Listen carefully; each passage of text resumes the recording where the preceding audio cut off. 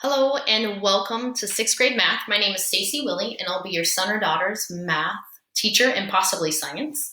I'm going to go through here, and so my photo is going to disappear, but this presentation's a lot nicer to look at anyways.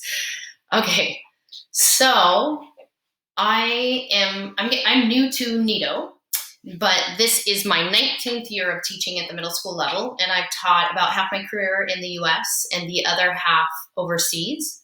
I've taught math, science, and English, so I have a strong emphasis on teaching those skills together. We are using Common Core math standards, and there's really a three-pronged approach. There's the traditional procedural skills-based mental math, and then a strong emphasis on conceptual understanding, and that's being able to model, explain, and when you put those together, then students are able to apply their understanding to a real-world context. Some resources that students will have will be the math notebook and our website, which you'll get a chance to tour here in a moment. I wanted to show you kind of what we're shooting for, those three parts. So if you look at the real life application here is a word problem. And the procedural or fluency here at the bottom, this is kind of the traditional way, or the algorithm, the steps for dividing. But students need to have the conceptual understanding. So it's one thing to be able to use an algorithm. It's another thing to understand why it works. And so we're looking at bringing all three of those parts together. A growth mindset is super important, and that's just this idea that no matter what, we have the ability to improve. And I'm really going to work towards helping students develop and grow their growth mindset throughout the year. If you'll notice, this is some students that I had in the past. And Superstar was pretty low, and we had some students that thought they were terrible or not so good, and by the end of the year, there was nobody that was considering themselves not good or terrible at math, and Superstar was the largest. So really what changed there is students' view of themselves, and there's a lot of research to support that the more able a student feels at changing their ability, the more that ability will change. So that's something that I would like us to team together on. Units of study, they're kind of grouped by big concepts. So the units of study will kind of focus on the standards, while we'll be teaching the math practices throughout each of the standards. And basically, these are what make a mathematician successful. So making sense of a problem and persevering in solving it, or attending to precision. A highlight that we're going to do this year is students are going to play a real life simulation.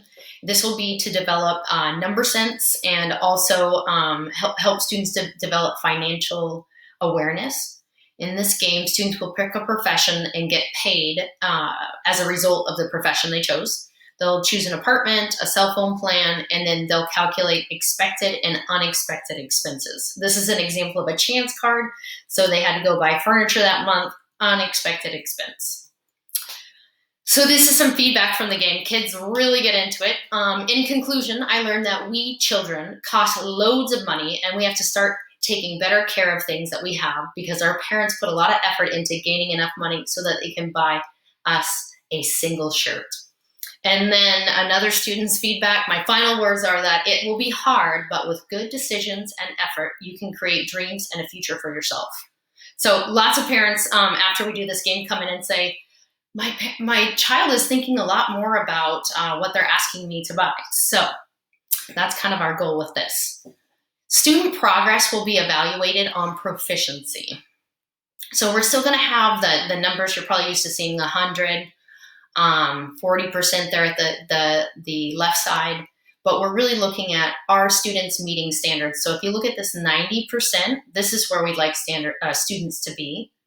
Exceeding is really like, is a student able to show their understanding in multiple ways? Approaching means, really close, but a bit more practice. Beginning means they've got part of the concept, but they're missing part. And attempting really is, they're really not getting the concept yet. So when students are attempting or beginning in a standard, they really need to seek some help, and office hours with the teacher is a great time to do that. There's two types of scores you're going to see in the grade book: product, which is 70% of the grade, and process, which is 30%.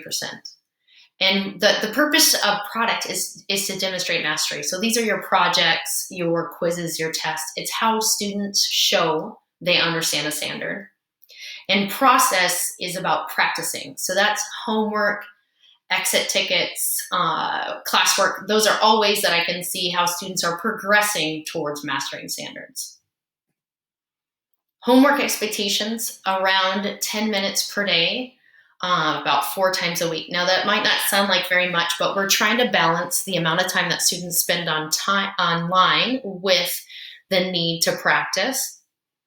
Students are going to have a math notebook, which should be grid, and we're going to set that up tomorrow. And then our math website, I'm going to show you in just a moment here, and the geometry unit planner is on that.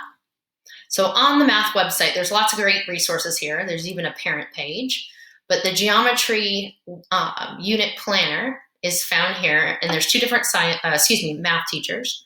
So we're going to go to Miss Willie's, and this is an excellent resource for parents because it tells you kind of what we're doing for the week, has resources linked, and it lets you get an overview of what homework will be like for that week. So students can look on here, and if they click on each of the links above, then you can go to a bookmark. This was our lesson from today, and there's a slideshow that goes with it, and they know that they need to bring their notebook for tomorrow.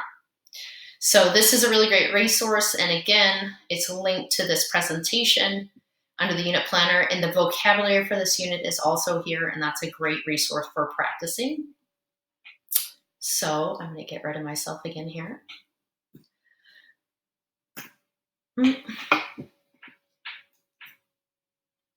Okay, so I just showed you the unit planner.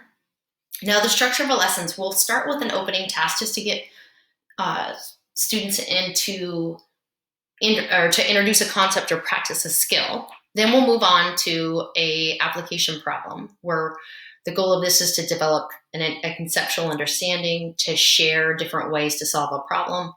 Then they'll have some time to independently practice the skill or concept. And then finally, the exit ticket will let me know how students are doing towards gaining understanding in that standard and allow me to adjust my teaching.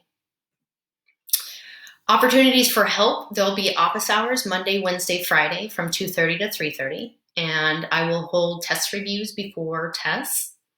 Students can retake if they're not meeting standards. So remember, 90% was meeting standards. So if they're getting approaching, beginning, or attempting, then they're able to retake that standard. There are 43 standards that students will learn in 6th grade math. So that's a lot of standards. And one test might have 5 different standards on it.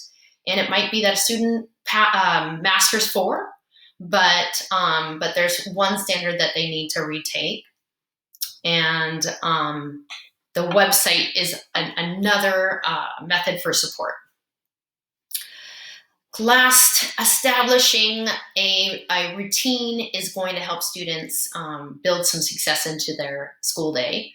So finding a quiet place to work, organizing class materials, once PowerSchool is up and running, checking PowerSchool weekly, bookmarking important websites, and emailing me anytime you have a question or concern. My email is here. Please email me your email address if you haven't received an email, because that means you're not on my list. All right, thank you so much. It was wonderful to meet you virtually, and I look forward to getting a chance to meet via a Zoom in the near future. Thank you.